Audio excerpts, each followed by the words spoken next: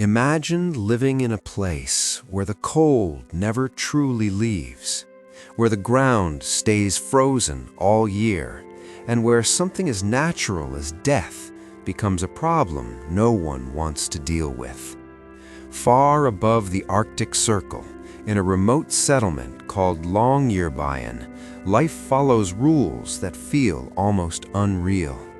It's one of the northernmost towns on Earth, located in the isolated archipelago of Svalbard. Here, winter can last for months without sunlight, and temperatures drop so low that the land itself turns into permanent ice. At first glance, Longyearbyen looks peaceful. Small, colorful houses stand against a backdrop of endless white snow. The air is quiet, almost too quiet. But beneath this calm surface lies a reality that makes this place unlike anywhere else in the world. Because in this town, dying is not allowed. Not in the way you might think. There's no law that punishes death itself, but there is a strict rule that if you are close to dying, you cannot remain here. You will be sent away, forced to leave the town before your final moments arrive. It sounds strange, almost impossible, but the reason behind it is even more unsettling. Over a century ago, something happened here that changed everything. In 1918, during one of the deadliest pandemics in human history, several people in Longyearbyen died from the Spanish flu. Like anywhere else, they were buried in the local cemetery. It seemed normal at the time, nothing unusual, just a small Arctic town dealing with tragedy. But years later, scientists made a discovery that no one expected. Because of the extreme cold, the bodies buried in Longyearbyen did not decompose. The permafrost, the permanently frozen ground, preserved them almost exactly as they were at the moment of death. And inside those frozen bodies, the virus that had killed them was still alive. Decades had passed, the world had moved on, but beneath the ice, the past was still there, waiting. Researchers who examined the bodies found traces of the Spanish flu virus still intact, still potentially dangerous. It was as if time itself had stopped underground. The cold had not only preserved the bodies, it had preserved the disease. That discovery changed everything. Authorities quickly realized that burying bodies in Longyearbyen was not safe. If the ground ever warmed, or if the bodies were disturbed, those ancient viruses could return, diseases from the past reintroduced into the present. So the town made a decision: no more burials. From that point on, dying in Longyearbyen became something that had to be avoided at all costs. If a resident becomes seriously ill, if doctors believe death may be near, that person is transported away from the island, usually by plane, back to mainland Norway. It doesn't matter how long they have lived here. It doesn't matter if this place is their home. When the end comes close, they have to leave. Even the elderly are rarely allowed to stay.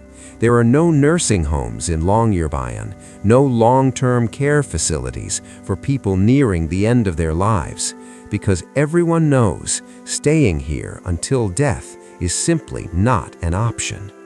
It creates a strange kind of existence, a town where people live, work, laugh, and build their lives, but cannot finish them.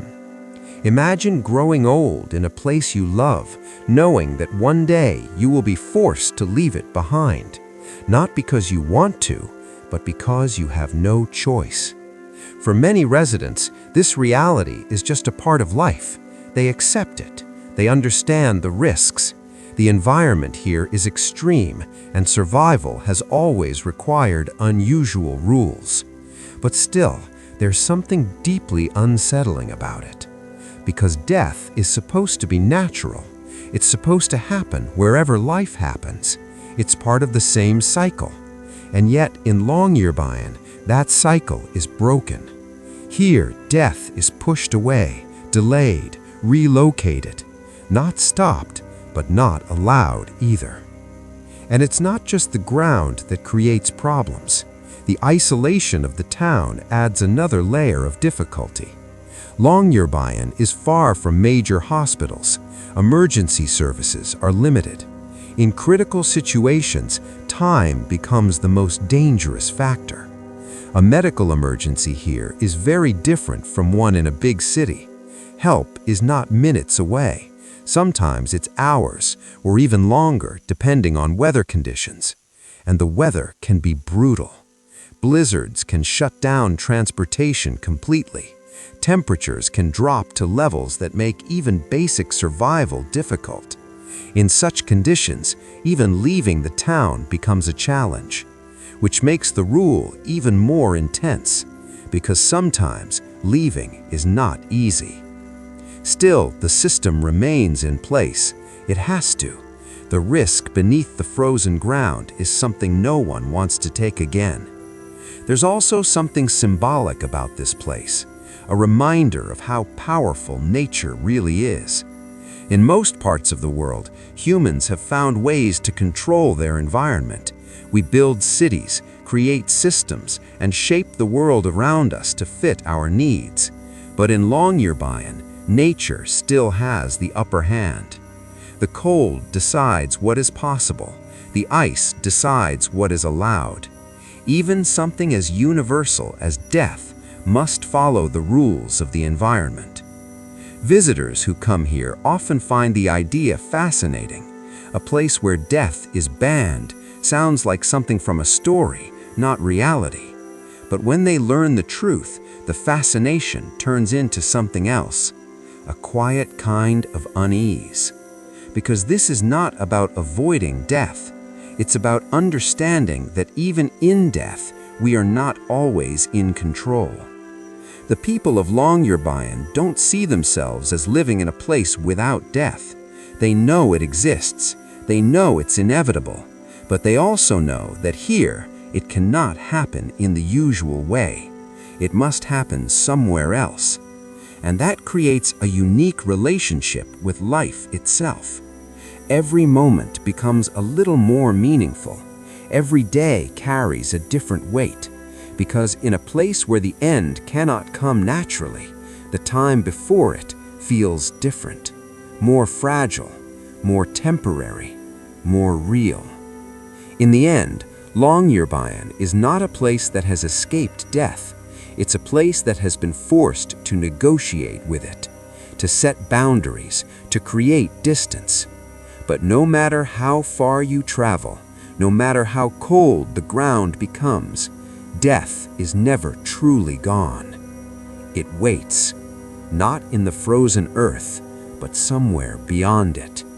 And when the time comes, even here, you still have to face it. Just not here. Not in this town.